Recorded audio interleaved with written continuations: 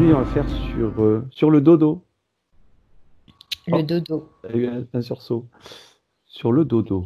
Le dodo, l'animal, le dodo. Non. Non. Sur le dodo, notre propre dodo, quand on va se mettre à dormir. Ah, d'accord, ok. Donc, en fait, c'est cette fonction de dormir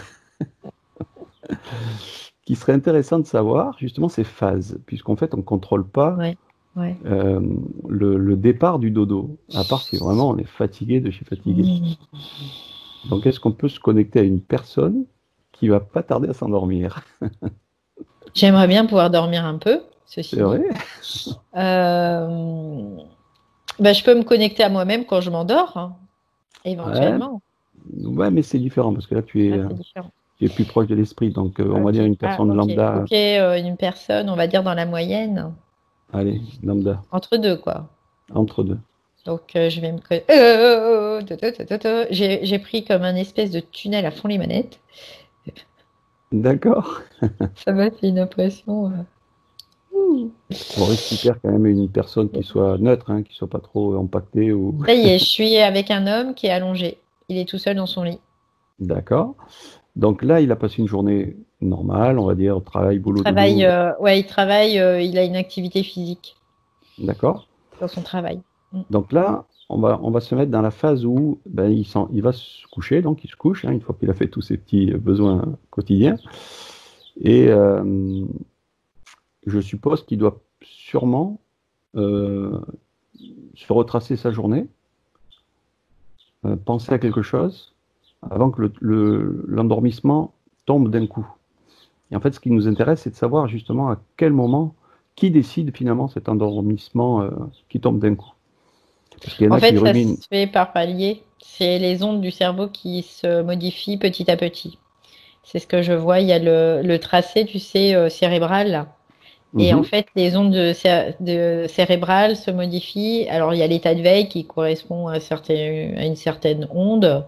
Après, le demi-sommeil, c'est une autre onde. Et voilà. Et en fait, c'est comme s'il y avait un mécanisme physiologique qui faisait que il y a cette modification au niveau des ondes.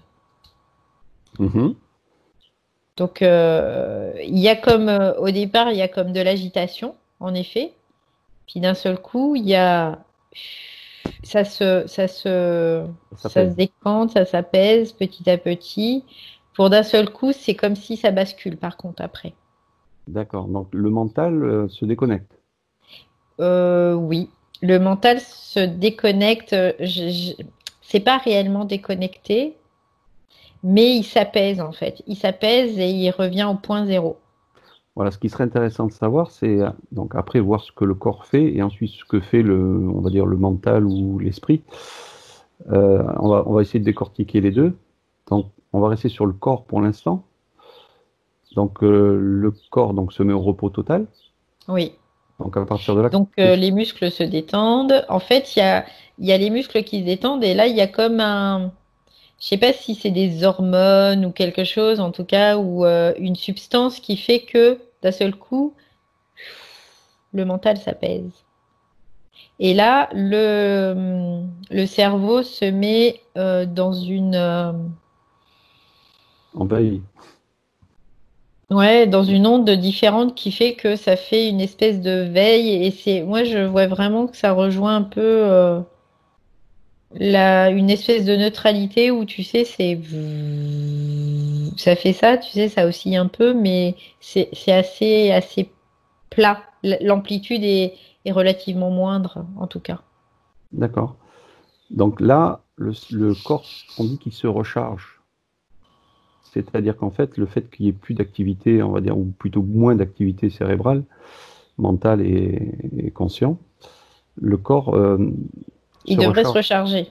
Il devrait se recharger parce que euh, il se recharge pas forcément. Alors moi, ce que je vois, c'est que pour qu'il puisse se recharger, il faut que le corps astral s'en aille.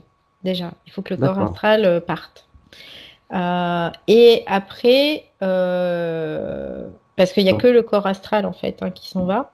donc il y a le temps de la relaxe, où le corps s'apaise, Mm. tout se met, on va dire, au calme plat.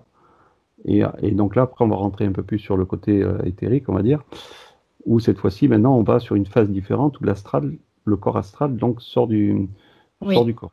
oui. Le corps astral sort du corps Donc et là, le mental est mis de côté, le mental est on suit le corps. complètement. Lui, non, il est endormi.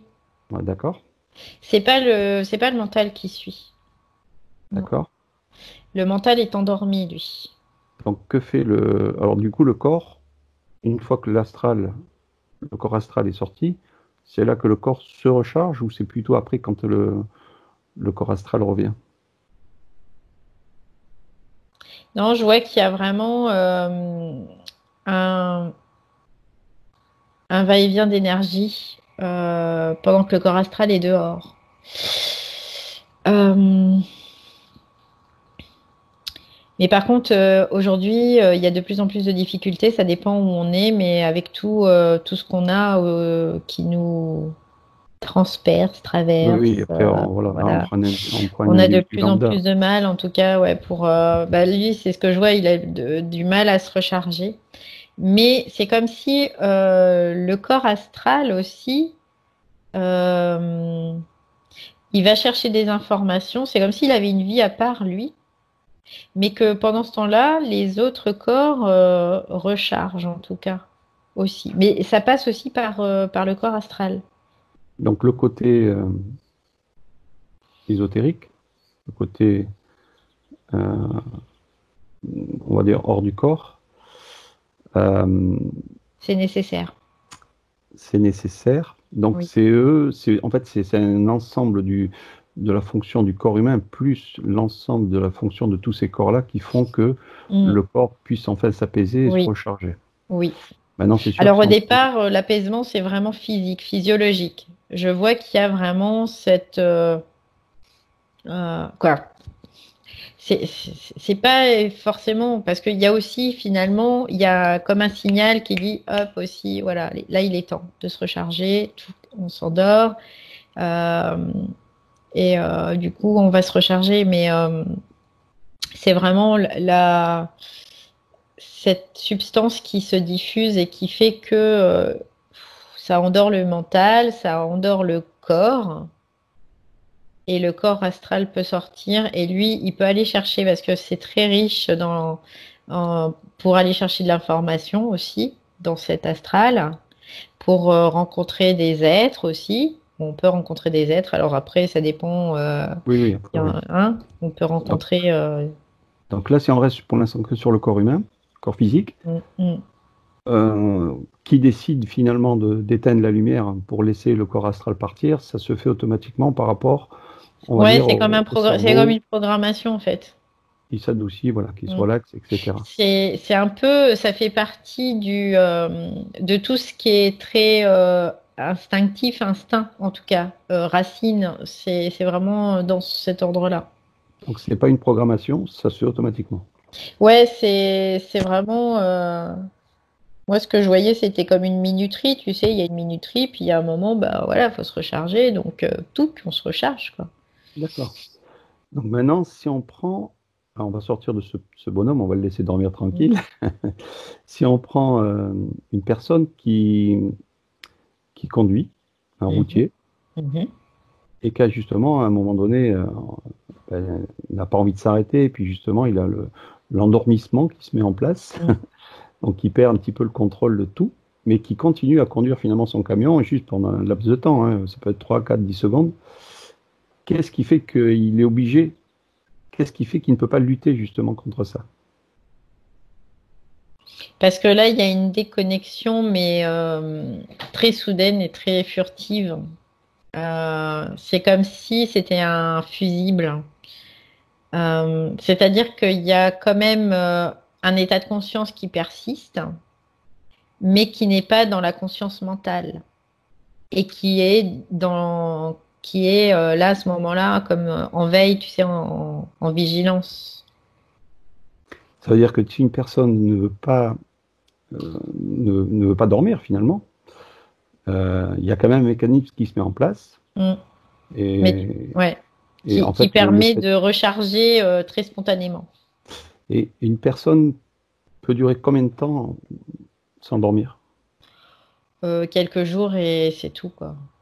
Parce qu'on voit des personnes qui font de la surveillance ou qui sont toujours en activité et qui arrivent finalement pas à dormir pendant 2, 3 jours parce qu'il se passe quoi que ce soit dans leur vie. Et finalement, il faut bien qu'à un moment donné, le corps se Ouais, recharge. ouais. Mais après, Et il se recharge, ça peut être soit par ces espèces d'absences, là, moi j'appelle ça plutôt des états de transe, où on est éveillé, c'est-à-dire que dans les phases d'endormissement où je voyais ces ondes se modifier, là, on arrive dans une phase où il y a une modification, mais qui n'arrive pas encore jusqu'au bout du curseur. On va dire ça Mhm. comme ça. Mais il y a comme une espèce de décorporation. C'est comme si quand même le corps astral, pouf, il s'en va. Et du coup, ça recharge, ça met comme une, tu sais, D'accord. quand tu bois un truc sucré parce que tu as besoin d'un Ou coup PEPS. de peps d'un seul coup, bah là, c'est un peu la même chose. Et hop, il revient de suite, en fait. Donc, si tu te connectes, mettons, à Francis Lalanne, parce Oui. que Francis Lalanne, lui, dit que justement, il dort 10 minutes, il se réveille, il va Mm, faire un mm, mm. petit tour dans le jardin ou ailleurs, et il repart 10 minutes, etc., etc. Et lui, pour lui, sa nuit, c'est à coup de 10 Oui, minutes. oui. Donc, c'est aussi une façon De se de, ré- recharger. de se recharger. Oui, et il y a des personnes qui ont la faculté de se recharger très très facilement et il y en a d'autres qui ont plus de difficultés parce que elles sont soumises à des choses qui posent difficulté pour se recharger. Donc, quelques sages disent que 5 heures de nuit suffisent pour recharger le corps, qu'on n'a Mm. pas besoin de plus. Et puis, il y en a, ils ont besoin de 10 heures de repos, quoi. Donc, la Bah, différence, c'est ça quoi? C'est dépend ce que tu fais. l'obsession, ça dépend, voilà, ça va Oui, ça dépendre dépend après ce de que tu fais. Ça dépend si tu médites toute la journée ou si tu vas travailler toute la journée, que tu as ton patron voilà, qui t'embête, que tu as tes enfants à aller chercher à la sortie de l'école, quoi. C'est pas du tout, tu perds beaucoup d'énergie après. L'activité mentale, ça te fait perdre beaucoup d'énergie. Si tu es angoissé, si tu es ceci, si tu es cela, quoi. Voilà, c'est, Voilà, bon, ça, voilà, on le sait déjà, mais en fait, c'est pour un peu éclaircir la chose. mm. Maintenant, on va passer sur le corps, donc sur le corps subtil. Donc, le corps astral fait quoi donc pendant tous ces temps de repos, ce Voyage. temps de voyage? Ouais. Est-ce que c'est lui qui nous fait mémoriser un rêve le matin quand on se lève? C'est-à-dire que le matin, on va se réveiller, on a un rêve qui apparaît, et donc on est en plein milieu d'un rêve, on ne sait pas quand ça a commencé, et puis on va se réveiller au bout de 5, peut-être 5 minutes, 3 minutes, tout dépend après des personnes. Et du coup, on se rappelle que d'un petit rêve, mais En on ne fait, connaît pas le lui, début. il ramène une vibration que le mental intègre sous forme d'image. Donc le rêve appartient au mental. Oui, mais la vibration vient de l'astral. Oui. Mhm. Donc pour les personnes bah, comme moi, par exemple, on a un décodeur intégré, eh bien, on peut être aussi. Puis en plus, moi, je suis en conscience dans mes rêves, donc c'est différent. Je peux interagir avec ces rêves, mais ça vient de l'astral, en effet. Ouais. Donc une personne qui se réveille, qui est en pleine nuit, qui est dans un rêve, le mental peut, justement, ça arrive à plusieurs personnes, de repartir au bout de 5 minutes parce qu'ils ont été faire un petit besoin, de repartir dans le même rêve et ensuite se rendormir. Et le matin, quand ils se réveillent, ils sont encore dans le même rêve, etc. Donc ça, c'est une évidence. Et puis des fois, il y en a qui n'ont pas du tout ça, hein. Il y en a qui rêvent, qui ne se Ouais, rappellent même pas de ouais, leur rêve. ouais. Donc tout ça, on le met sur le côté mental. Oui, après, en fait, c'est en lien, le mental, c'est comme le réceptacle, en fait, de l'astral. Donc, il récupère la vibration et il le met dans une forme, quelque part, Mhm. tout simplement. Et, euh, et du coup, après, bah, ça se met comme ça, quoi. Alors ensuite, qu'est-ce qui fait que, maintenant on va partir sur le rêve, donc la personne se réveille le matin Mmh, et a pu contrôler, on va appeler ça un rêve conscient, c'est-à-dire qu'il a pu mmh. contrôler la totalité du petit morceau de rêve qui lui restait à faire et Bah, ça le réveille d'un coup.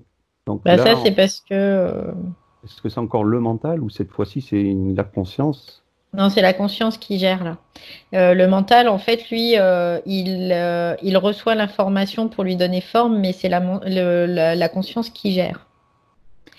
Et si tu veux, la conscience se situe à plusieurs niveaux, et les gens qui sont dans la conscience, dans les rêves lucides, c'est parce qu'ils ont déjà développé un état de conscience mentale supérieur. En gros, c'est un peu l'idée. Dans leur en état d'alerte, quoi, en état de veille, Mhm. de oui, de veille, de réveil plutôt. De réveil. Oui. Donc et du coup, ça leur permet aussi d'interagir dans leur rêve et d'être ouais, comme si c'est comme s'ils ne rêvaient pas en fait. C'est comme s'ils étaient réveillés dans leur journée, et sauf que leur corps dort, tout simplement. Et qui les réveille finalement? Puisque finalement, ils sont tellement bien dans ce rêve qu'ils voudraient pouvoir continuer à le contrôler. Et puis d'un coup, ah non, Bah je me parce suis que réveillé. c'est un peu la même chose dans le sens inverse. Je voyais qu'il y avait une espèce de substance qui qui faisait en sorte de d'étendre le corps, de d'apaiser le mental. Et ben là, c'est un peu la même chose, mais dans le sens inverse. Mhm. Et moi, ce que je vois, c'est sérotonine, adrénaline, tout ça, c'est là pour ça. D'accord. Voilà. On parle que tous nos rêves seraient en 5D, cinquième dimension. Oui. Vrai ou faux? C'est faux. Donc tout ce qui C'est- est on peut être en 5D, en effet, mais on peut être quoi, ailleurs, dans d'autres dimensions. donc il y en a qui disent qu'on est en 5D puisque justement on peut parler avec la télépathie, on peut Oui, voler au-dessus des forêts, des oui, montagnes, oui, etc. oui. Et c'est pour ça qu'il y en a qui affirment que tous les rêves seraient en 5D. Bah après, moi, j'ai pas d'explication, mais en tout cas, ce que je vois, c'est qu'il y a des possibilités d'aller au-delà de la 5D. Alors, c'est pas ouvert à tout le monde quand même, hein. Mais c'est possible. Je vais pas dire que tout le monde le fait, mais c'est possible. D'accord. Et donc tous ces rêves qui viennent du mental, est-ce que c'est un autre monde parallèle? C'est juste simplement une projection comme un cinéma. Non, c'est la projection. Et est-ce que nous sommes dans notre physique éveillé, dans un rêve? Je dirais bien sûr. C'est le rêve dans Voilà. le rêve dans le rêve, ça s'embrique, ça s'embrique, ça s'embrique en fait. Sauf qu'il y en a qui sont un peu plus réveillés, qui savent qu'ils rêvent, que d'autres qui savent pas qu'ils rêvent, en fait. Et qu'est-ce qui fait qu'on n'est pas réveillé? Qu'est-ce- Euh, le programme qui fait qu'on n'est pas réveillé. Bon, ok. C'est le programme. Ok, ok. Bon, c'était juste une petite enquête sur le dodo. Si tu as quelque chose à dire un peu plus sur le subtil, on ne sait jamais. Si j'ai oublié quelque chose, enfin, qui te vient quelque chose de pertinent. Non, il n'y a pas de choses particulières. Que c'est très enrichissant, en tout cas, le fait de pouvoir voyager dans le subtil quand on dort. Et c'est même si on n'en a pas conscience, parce que certains en ont conscience, d'autres non, même si il y en a pas conscience, en tout cas, il y a une certaine, quoi, il y a une réelle utilité à ça par rapport à la psyché, par rapport à tout ça, quoi. Mhm. C'est important. Il y a une phrase qui est donnée pour ceux qui n'arrivent pas à s'endormir. Cette phrase, c'est: quelle est l'origine de ta prochaine pensée? Et quand on donne cette phrase, on déconnecte le mental et ce qui permet de s'endormir beaucoup plus vite. Est-ce que ça te parle ou est-ce Oui. que... Bah oui, Ouais. parce que le mental, il comprend pas. Donc Il n'arrive pas à le le but, comprendre. Donc lui, ça le focalise là-dessus. Et d'un seul coup, pouf. C'est comme s'il disjonctait, tu sais. Mhm. Donc le but, Il, ça serait pour les gens qui n'arrivent pas à vraiment dormir, au lieu de prendre des médicaments, c'est peut-être un petit peu ouais. comme on compte les moutons, un mouton, deux Hum, moutons, hum. etc. Se trouver une phrase un peu comme celle-là, quelle est l'origine de ta prochaine pensée, qui permet donc justement au mental de réfléchir et puis finalement de sombrer en suivant. Ouais, mais il n'y a pas que Déconnecter. ça. Il y a ça en effet de pouvoir déconnecter le mental, mais parce que des fois c'est aussi très physiologique le fait de ne pas pouvoir s'endormir. Et dans ces cas-là, c'est vraiment parce qu'il y a quelque chose, en tout cas, qui ne va pas dans le corps et donc aussi dans l'énergie. Mhm. Donc c'est pour ça que faut aussi peut-être aller chercher un peu plus loin que le fait pourquoi j'arrive pas à dormir. Alors, il y en a beaucoup qui disent aussi, et ils ont raison, je pense, que c'est dû aussi à l'alimentation du soir, qui fait que ben, c'est pris assez tard. Mm, Et il y a l'horloge chinoise qui explique bien justement tout mm, le ouais, principe des organes, qui fait que ben, le fait qu'il y ait une digestion qui se met en route toute la nuit, fait ouais, ça aussi que aide ben, le pas. sommeil va être Ouais, assez lourd, quoi. Ouais, ouais, ça aide pas du tout, en effet. d'accord. Ok, ok. Bon, ben, on est bien pour cette session. Ok.